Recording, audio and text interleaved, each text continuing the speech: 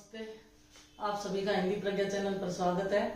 हम पढ़ रहे हैं सब शक्ति से संबंधित प्रश्नोत्तर जो प्रतियोगी परीक्षाओं में आते हैं उनके विषय में आज चर्चा करते हैं। सब शक्ति हमने कंप्लीट की है। अब देखते हैं। सबसे पहला क्वेश्चन है, शक्ति के अनुसार शब्द कितने प्रकार के होते हैं? शक्ति के अनुसार शब्द 3 प्रकार के होते हैं, वाचक शब्द, लक्षक और व्यंजक। वाचक, लक्षक और व्यंजक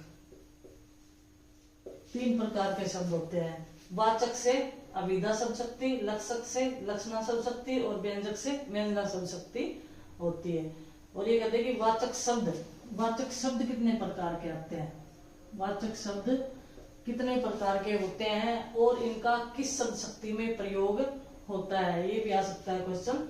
तो वाचक शब्द कितने प्रकार के होते हैं? वाचक शब्द भी 3 प्रकार के होते हैं, रूढ़, यौगिक और योग रूढ़। रूढ़, यौगिक और योग रूढ़ 3 प्रकार के वाचक शब्द होते हैं और इनका अभिधा शब्द शक्ति में प्रयोग होता है, ये याद रखें। दूसरा देखते हैं उदाहरण, आतिश देखने तो सारा शहर ही उमड़ पड़ा। इसमें कौन सी शब्द शक्ति होगी? सारा शहर का क्या अर्थ हुआ? सारा शहर में क्या है? रूढ़ा लक्षणा। सारे शहर का प्रयोग हम राजस्थान का प्रयोग, भारत का प्रयोग हम रूढ़ अर्थ में करते हैं। तो सारा शहर का अर्थ क्या होता है? सारे शहर के लोग। तो यहाँ पर तो क्या होगी? रूढ़ा लक्षणा। और फिर कौन सी होगी इसमें? देखो ध्यान से, आतिश देखने तो सारा शहर ही उमड़ पड़ा। ये तो रूढ़ शब्द आया है, इसलिए रूढ़ा लक्षणा होगी सारा शहर तो नहीं, किंतु शहर के कुछ लोग। तो कौन सी होगी? लक्षणा साथ में। रूढ़ा लक्षणा के साथ कौन सी होगी? लक्षणा।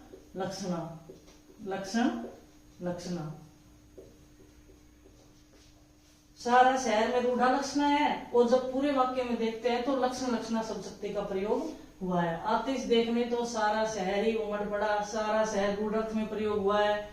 और वैसे सारा शहर तो नहीं, किंतु शहर के कुछ लोग। तो यहाँ पर लक्षणा आ जाएगी। अब देखो, कैसे बंधायो जो सुंदरी तेरी छुई, दृढ़ सोवत पातक लेखो। इसका एक प्रसंग है, केशवदास ने लिखी थी।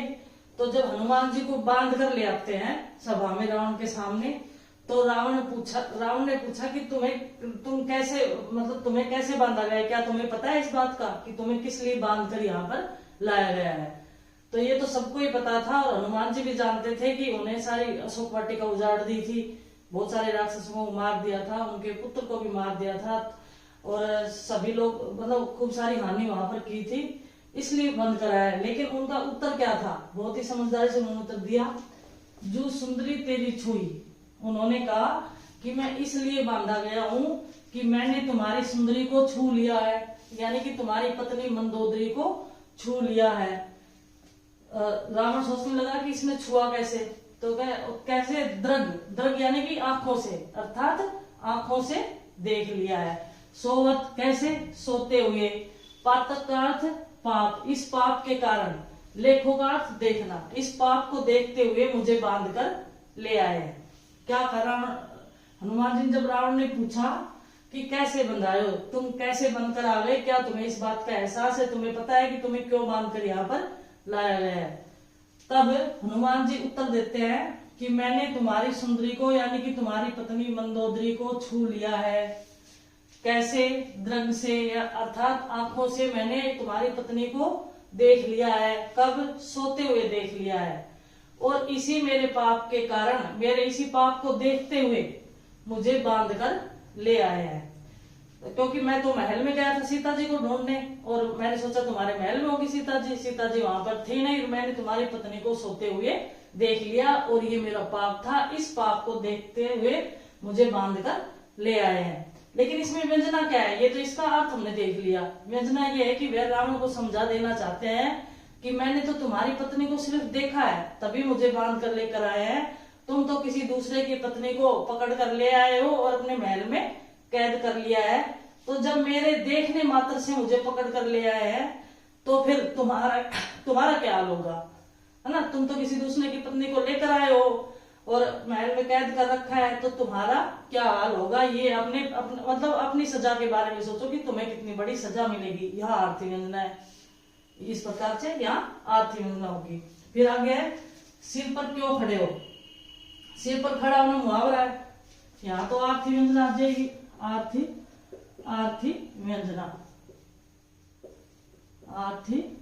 व्यंजना। सिर पर क्यों खड़े हो, सिर पर खड़ा होना क्या है, मुहावरा। तो क्या आएगी, मुहावरा आ गया मतलब रूढ़ा लक्षणा।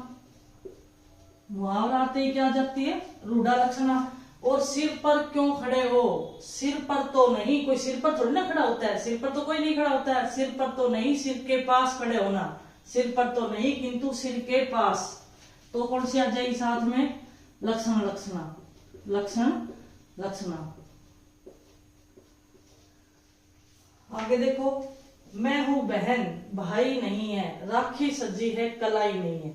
अब इस वाक्य को ध्यान से देखिए, यहां तक तो सिर्फ अभिधा सब सकती है, इतनी में तो अभिधा है। इसमें तो सीधा अर्थ निकल रहा है कि मैं बहन हूं और मेरे भाई नहीं है और मैंने राखी सजा कर रख रखी है, ये तो बिल्कुल सीधा अर्थ है इसमें कहीं।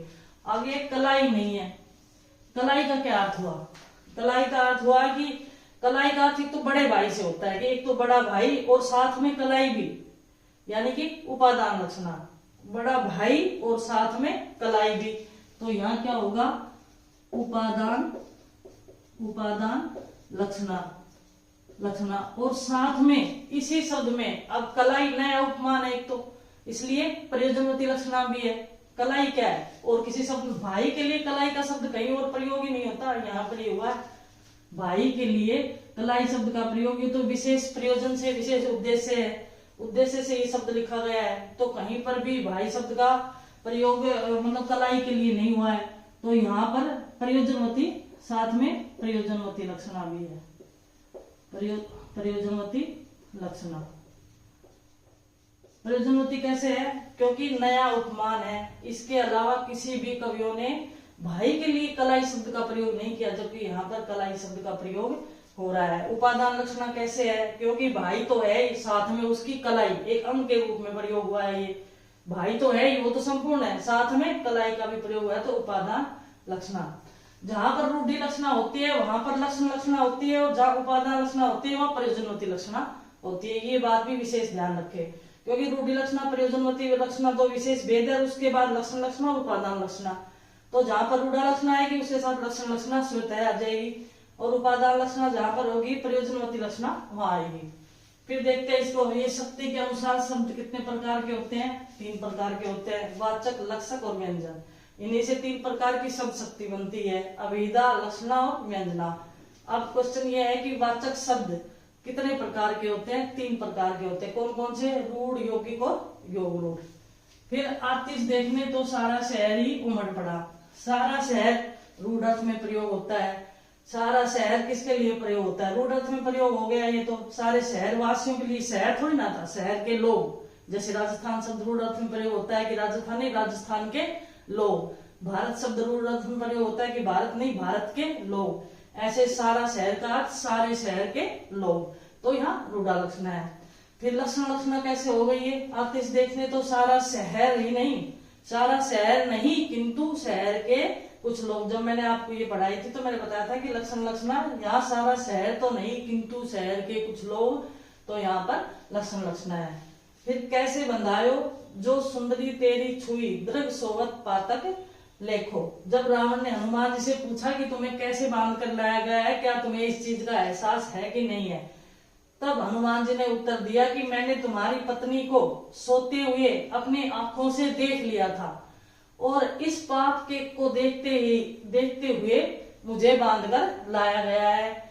आर्थिक व्यंजना इसलिए हुई क्योंकि वो रावण को समझा देना चाहते हैं कि तुम भी किसी की पत्नी को पकड़ कर ले आए हो और अपने भवन में कैद कर रखा है, तो मेरी अगर इतनी छोटी सी गलती पर मुझे बांध कर ले आए तो तुम्हारी सजा कितनी बड़ी होगी, इसलिए सीता जी को छोड़ दो। ये व्यंजना है।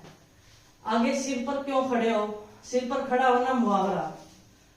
सिर पर खड़ा होना तो मुहावरा है, मुहावरा आते ही रूढ़ि लक्षणा और लक्षणा, ठीक है ना। और ये लक्षणा इसलिए होगी क्योंकि सिर पर तो नहीं, कोई सिर पर थोड़ी ना खड़ा होता है, सिर पर तो नहीं, सिर के पास, लक्षणा। मैं हूँ बहन भाई नहीं है, राखी सजी है कलाई नहीं है। मैं हूँ बहन भाई नहीं है, यहाँ तक तो अभिधा है। और फिर ये कलाई नहीं है, इसी शब्द में है दोनों उपादान लक्षणा और प्रयोजन लक्षणा। यहाँ भाई के अर्थ में प्रयुक्त हुआ है, एक तो कलाई शब्द भाई के अर्थ में प्रयुक्त हुआ है, यानी कि नए उपमान का प्रयोग हुआ है। तो यहाँ पर प्रयोजनवती लक्षणा, और इसमें भाई के साथ साथ कलाई भी सम्मिलित है, इसलिए यहाँ पर उपादान लक्षणा शब्दशक्ति होगी। ये विशेष ध्यान रखें आप कि रूढ़ा लक्षणा के साथ लक्षण लक्षणा का प्रयोग होता है, उपादान लक्षणा के साथ प्रयोजनवती लक्षणा का प्रयोग होता है। आगे देखते हैं और उदाहरण।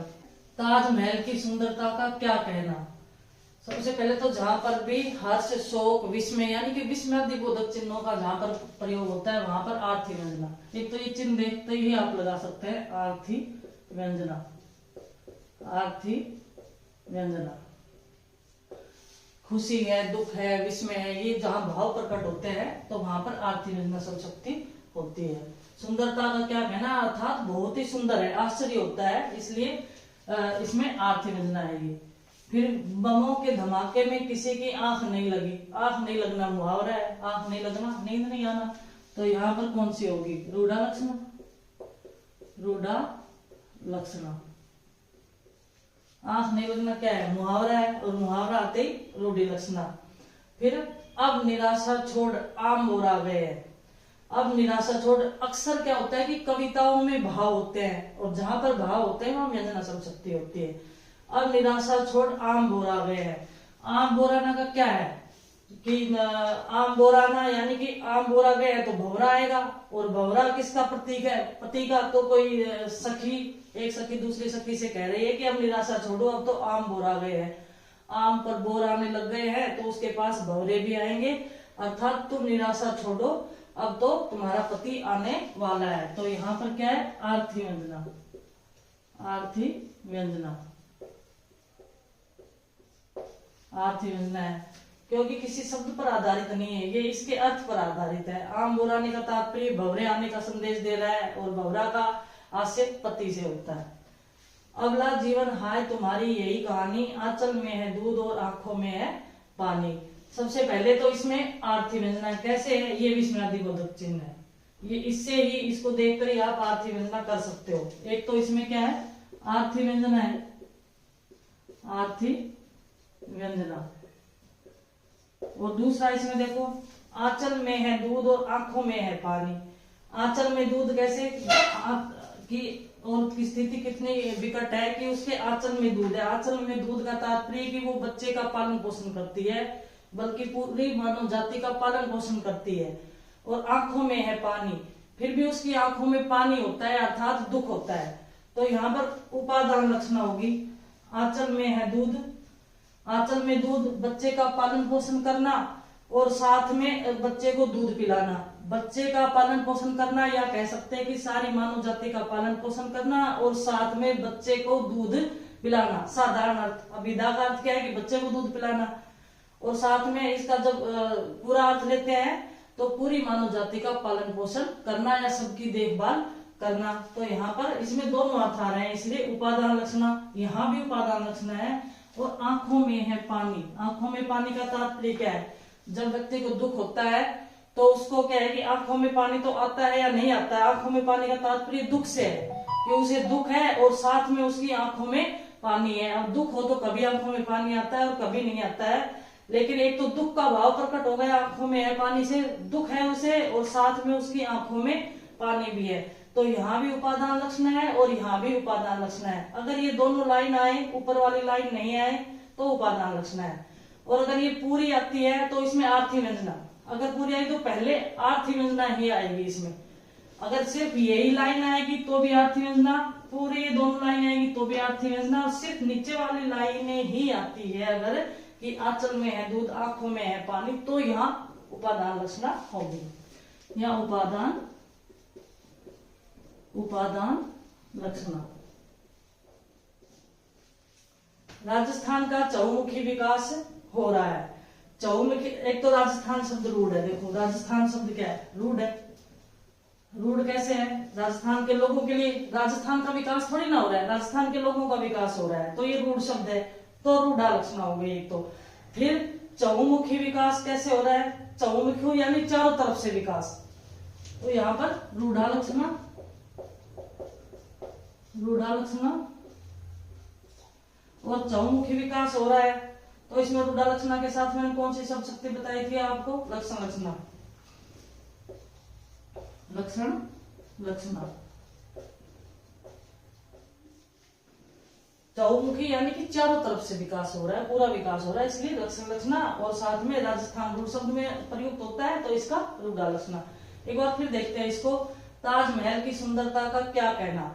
एक तो ये विस्मयादिबोधक चिन्ह आ गया, जहां पर विस्मय, हर्ष, दुख, शोक आदि भावों की जहां पर अभिव्यक्ति होती है वहां पर आर्थिक व्यंजना शब्द शक्ति होती है। तो यहाँ पर राजस्थान की सुंदरता का क्या कहना, अर्थात ताजमहल बहुत ही सुंदर है और उसे देखकर विस्मय हो रहा है ना, हर्ष की अनुभूति हो रही है, इसलिए यहाँ पर आर्थिक व्यंजना है। फिर बमों के धमाके में किसी की आंख नहीं लगी, जहां मुहावरा है वहां रूढ़ा लक्षणा, आंख नहीं लगनी मुहावरा है। अब निराशा छोड़ आम बोरा गए हैं। अब निराशा छोड़, अब क्या है कि नायिका की सखी नायिका से कह रही है कि अब तुम निराशा छोड़ दो, अब तो आम बोर आ गए हैं, आमों पर बोर आ गए हैं। बोर आने का तात्पर्य कि उस पर भवरा भी आएगा, अर्थात ऐसा मौसम आ गया कि अब तुम्हारा पति भी आएगा। तो ये आम बोर गए हैं का तात्पर्य पति के आने से है। तो इसमें आर्थिक व्यंजना, यहाँ पर शब्द पर आधारित नहीं है, शब्द पर आधारित नहीं है, अर्थ के ऊपर आधारित है, इसलिए आर्थिक व्यंजना।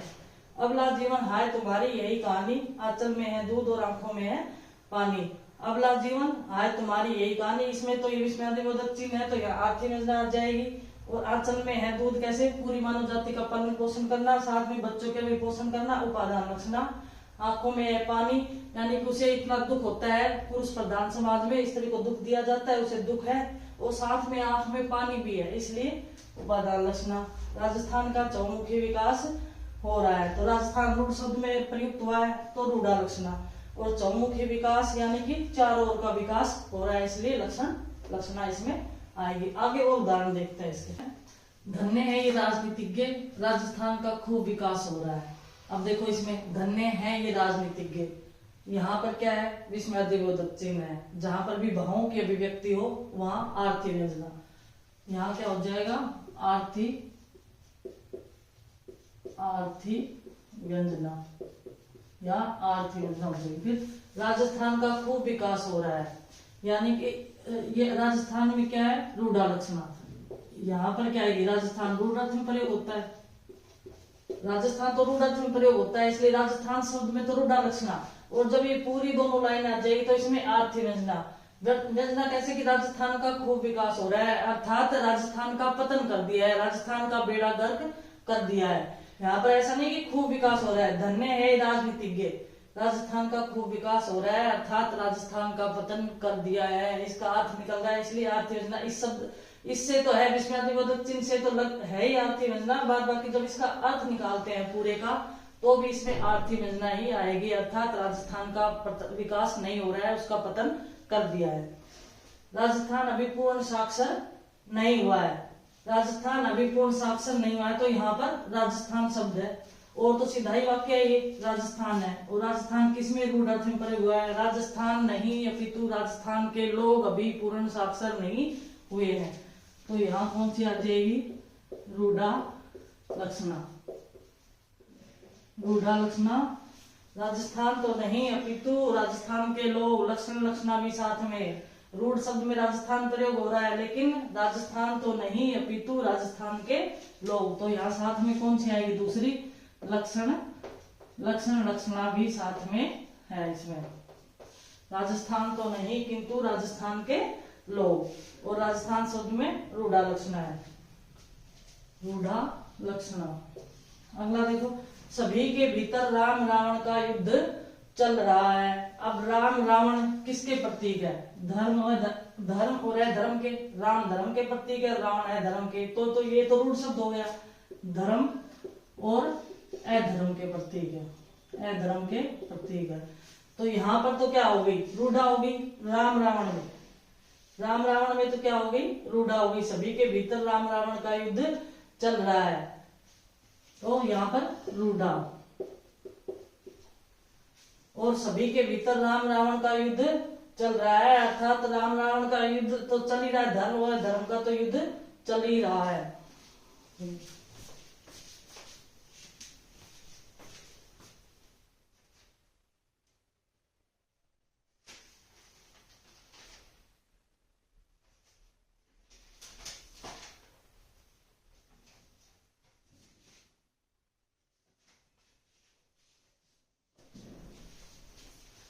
सभी के भीतर राम रावण का युद्ध चल रहा है, तो यहाँ पर रूढ़ा लक्षणा होगी, धर्म और अधर्म में रूढ़ा लक्षणा होगी। और राम रावण का युद्ध तो नहीं, राम रावण का युद्ध तो नहीं, धर्म अधर्म का युद्ध तो नहीं, राम रावण का युद्ध तो नहीं, बल्कि धर्म और अधर्म का युद्ध चल रहा है। क्या आएगा इसमें? सभी के भीतर राम रावण का युद्ध चल रहा है, अर्थात राम रावण का युद्ध तो नहीं, बल्कि धर्म और धर्म का, अर्थात सही और गलत का युद्ध चल रहा है। इसलिए रूढ़ा के साथ यहाँ पर लक्षणा भी है, लक्षण लक्षणा, लक्षण लक्षणा भी है, लक्षण लक्षणा साथ में रूढ़ा लक्षणा भी है। राम रावण शब्द में पूछे, अंडरलाइन करके भी पूछ ले तो राम रावण में तो रूढ़ा लक्षणा, और पूरे वाक्य में लक्षण लक्षणा। राम रावण का युद्ध तो नहीं, बल्कि धर्म और अधर्म का युद्ध चल रहा है। रोटी के लिए दुनिया क्या नहीं करती। अब सिर्फ रोटी के लिए थोड़ी ना था कि रोटी के लिए दुनिया क्या नहीं करती, सिर्फ रोटी थोड़ी ना चाहिए, सभी मूलभूत आवश्यकता है। यहाँ पर रोटी का अर्थ क्या हो गया? सभी मूलभूत आवश्यकता है, और साथ में रोटी भी। रोटी में क्या आएगा इसमें? पहले तो है रोटी शब्द में सभी मूलभूत आवश्यकता है, और साथ में रोटी भी, तो कौन सी हो गई? उपादान लक्षणा, उपादान लक्षणा। और साथ में कौन सी हो गई? ये चिन्ह देखो, आर्थिक व्यंजना। इसका तात्पर्य क्या होगा कि रोटी के लिए दुनिया क्या नहीं करती, अर्थात सभी व्यक्तियों को मूलभूत आवश्यकताएं जरूरी है, रोटी, कपड़ा, मकान और अन्य चीजें भी साथ में जरूरी है। तो यहाँ आर्थिक व्यंजना, आर्थिक व्यंजना। और क्योंकि ये चिन्ह देखकर भी, विस्मयादिबोधक चिन्ह देखकर भी हम बता सकते हैं कि इसमें आर्थिक व्यंजना है, रोटी शब्द में उपादान लक्षणा है, सारी मूलभूत आवश्यकता है, रोटी, कपड़ा, मकान और साथ में रोटी भी। सूर्य अस्त हो गया है, समय सूचक शब्द है। ये क्या है? समय सूचक, समय सूचक शब्द है। और समय सूचक शब्द में कौन सी व्यंजना बताई थी? मैंने लिखवाया भी था आपको, आर्थिक व्यंजना, आर्थिक व्यंजना इसमें आएगी। आर्थिक व्यंजना कैसे है? हमें किसी को भी समय थोड़ी ना बताना होता है कि सूर्य अस्त हो गया। सूर्य अस्त होने के बाद हम ये कहना चाह रहे हैं कि आपको सूर्य अस्त होने के साथ या उसके बाद जो काम करने हैं वो काम करो। यहाँ पर सूर्य अस्त का सीधा अर्थ तो हम लेंगे नहीं, तो यहाँ पर आर्थिक व्यंजना शब्द शक्ति होगी, क्योंकि कोई शब्द पर निर्भर है नहीं, पूरे का अर्थ लेंगे। और यहाँ पर हमें सूर्य अस्त होने के बारे में नहीं बताना है, अपितु उस समय जो काम करने उसके बारे में बताना है। तो समय सूचक जहां भी शब्द आते हैं वहां पर आर्थिक व्यंजना शब्द शक्ति होती है। और एक आर्थिक व्यंजना जहां पर विस्मयादिबोधक चिन्ह, ये दो विशेष बातें मैंने आपको बताई थी, समय सूचक शब्द और प्लस क्या होगा? विस्मयादिबोधक, विस्मयादिबोधक चिन्ह जहां पर भी आ जाए, विस्मयादिबोधक चिन्ह जहां पर भी आ जाएगा, इन दोनों में आर्थिक व्यंजना शब्द शक्ति होती है। एक बार फिर देखते हैं। धन्य है ये राजनीतिज्ञ, राजस्थान का खूब विकास हो रहा है। यहाँ पर व्यंग किया गया है, राजस्थान का विकास नहीं हो रहा है, इसलिए कह रहा है कि देखो कैसे राजनीतिज्ञ है कि राजस्थान का पतन कर दिया, विकास नहीं हो रहा है। एक तो विस्मयादिबोधक चिन्ह है, इसलिए आर्थिक व्यंजना। अगर राजस्थान में पूछे तो यहाँ रूढ़ा लक्षणा आ जाएगी, क्योंकि राजस्थान रूढ़ार्थ में प्रयोग हो रहा है। सिर्फ राजस्थान नहीं है, राजस्थान के लोग, राजस्थान से तात्पर्य राजस्थान के लोग, तो यहाँ रूढ़ा लक्षणा और यहाँ आर्थिक व्यंजना है। दूसरा, राजस्थान अभी पूर्ण साक्षर नहीं हुआ है। अब राजस्थान शब्द में तो रूढ़ा लक्षणा, क्योंकि तो राजस्थान के लोगों के संदर्भ में आया है, और पूर्ण साक्षर नहीं हुआ है, इसमें लक्षण लक्षणा। फिर सभी के भीतर राम रावण का युद्ध चल रहा है। अब सभी के भीतर राम रावण का युद्ध, राम धर्म के प्रतीक है, रावण अधर्म के प्रतीक है, तो ये तो प्रतीक हो गए। इन दोनों शब्दों में तो रूढ़ा लक्षणा होगी। इन दोनों शब्दों में क्या होगी? रूढ़ा लक्षणा। और राम रावण का युद्ध तो नहीं, अपितु धर्म और अधर्म का युद्ध चल रहा है, इसलिए यहाँ पर लक्षण लक्षणा शब्द शक्ति साथ में होगी। फिर देखो, रोटी के लिए दुनिया क्या नहीं करती। विस्मयादिबोधक चिन्ह यहाँ पर है, आर्थिक व्यंजना है। रोटी शब्द का अर्थ यहाँ किस रूप में आया है? रोटी के लिए सारी मूलभूत आवश्यकता है और साथ में रोटी भी, तो उपादान लक्षणा यहाँ पर होगी। फिर सूर्य अस्त हो गया है, सूर्य अस्त हो गया, समय सूचक शब्द है। यहाँ पर किसी को ये थोड़ी ना बताया कि सब समय ये सूर्यास्त हो गया है। सूर्यास्त होने का तात्पर्य उस समय जो आपको काम करने हैं अपने अपने हिसाब से, सभी अपने प्रसंग के अनुसार, अपने उद्देश्य के अनुसार सभी अलग अलग अर्थ लेते हैं। तो यहाँ पर आर्थिक व्यंजना शब्द शक्ति होगी, और समय सूचक शब्दों में विस्मयादिबोधक चिन्ह जहां पर लगा हुआ है वहां पर हमेशा आर्थिक व्यंजना शब्द शक्ति होती है। तो ये हमने आज 15 क्वेश्चन इसमें देखे हैं।